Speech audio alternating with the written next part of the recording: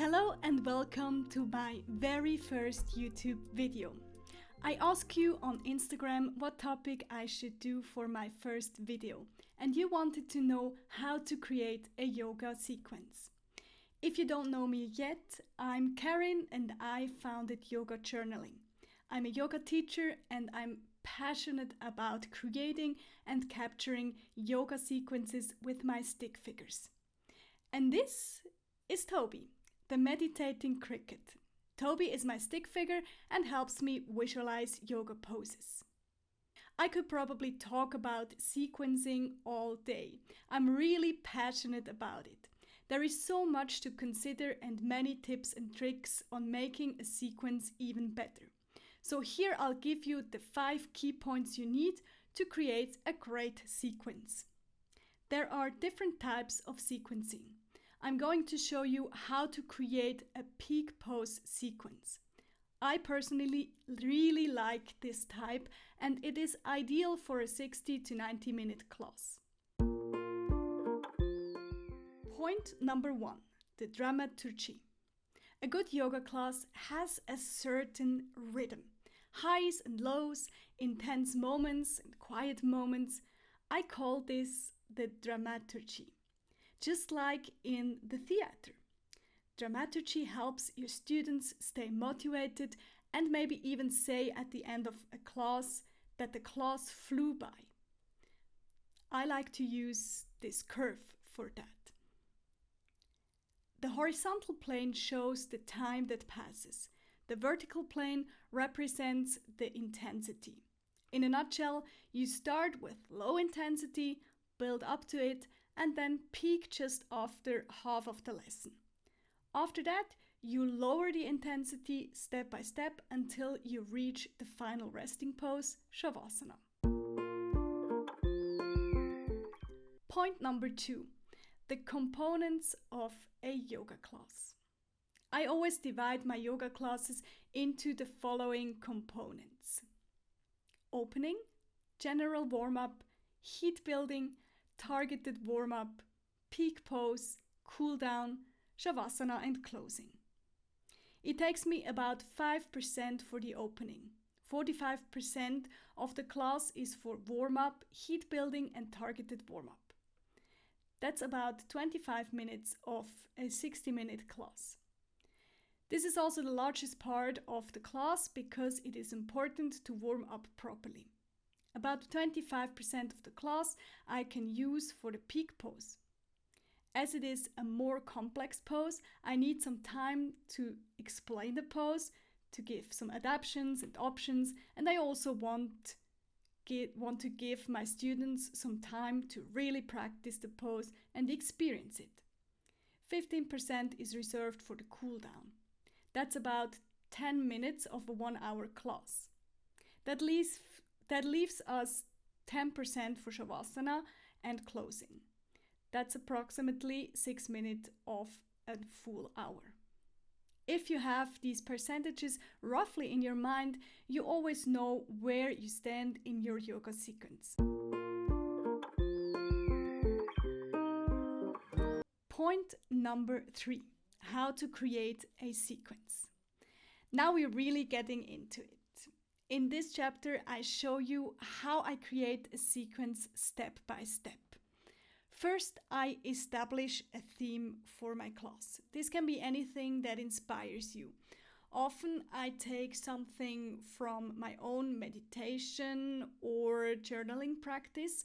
It can be a theme from yoga philosophy, your daily life, an article you've read, an object or an animal. It can be literally anything. For me, it's important to give meaning to my yoga lessons because that's what differentiates yoga from any other physical practice. Once I found my theme, I think of a suitable peak pose for it. A peak pose is the most complex pose in your flow, usually a pose that your students can't or shouldn't do without a warm-up. And I also want it to be a peak pose that embodies my theme. For example, when I choose the heart chakra as my theme, camel pose would go with that as a peak pose. Because camel is a heart opening pose and is related to the heart chakra. Plus, camel is a rather complex pose that needs opening and also strengthening. Next, I think about what the component parts are for camel pose. Camel pose is a back bend, so the goal is to open the front of the body and strengthen the back. This means that in my targeted warm-up, I need poses like cobra or cow to open the heart space. I need also lunges and frog pose to stretch the front of the legs. I use locust pose to strengthen the back. With bow pose, I can practice actually camel pose on my belly and against gravity, which is another great way to prepare for camel pose. I write down the poses I want to use in the targeted warm-up. Then I create a useful and effective sequence of these poses. The main thing I look for is to be able to transition smoothly from one pose to another. For the heat building part, I usually use sun salutations. You can find the 3 classic variations of Surya Namaskar in my yoga stick figure booklet. You see Sun A, Sun B, and Sun C. These are the 3 classic variations. You can use these variations or you can add poses to them. Be creative with it. The important thing is to flow rather swiftly, I would say, through the sun salutations so that your students really build heat in their bodies. The general warm-up is a bit more gentle than the heat building part. In this part, I also look at what I will need later. If I spend a lot of time on my hands, for example, I do a warm-up for the wrists and arms. If the spine is important for my sequence, I start with that. If I need a lot of flexibility, I take the time to build glide in the fascia. You can do that with jumping, bouncing, or oscillating movements. Now I come to the opening of a yoga class, which is a very important part of every yoga class because you set the atmosphere for the class. And I use this part to establish my theme. In our case, it's the heart chakra. So I introduce the theme, I maybe explain what the heart chakra is, how it is used, where you can look for it, how you can feel it, all about this. Also, it's time to set an intention for the practice. That's the opening part. For this part, I like to put the students in a first pose that embodies the theme, a pose that is accessible and easy to maintain for a couple of minutes. For example, with a lying heart opener with a blanket or a pillow under the upper back. Finally, I plan the cool down.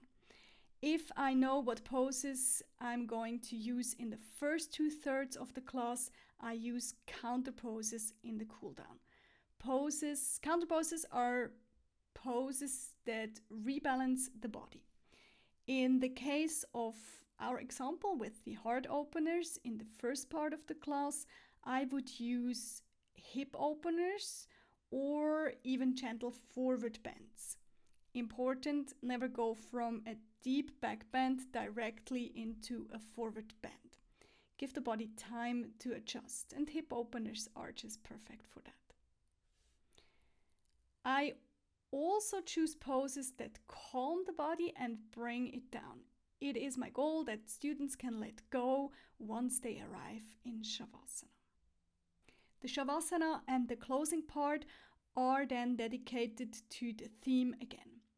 What do you want the students to take away from this lesson? What insights did they have? Give them time to reflect on it.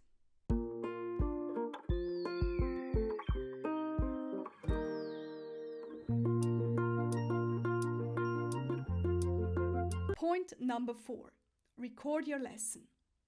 You can record your lesson with stick figures like I do, or you can write down the poses. You can film yourself doing them. The advantage of recording your lesson is that you can always refer back to this lesson. For example, if you don't have so much time to prepare.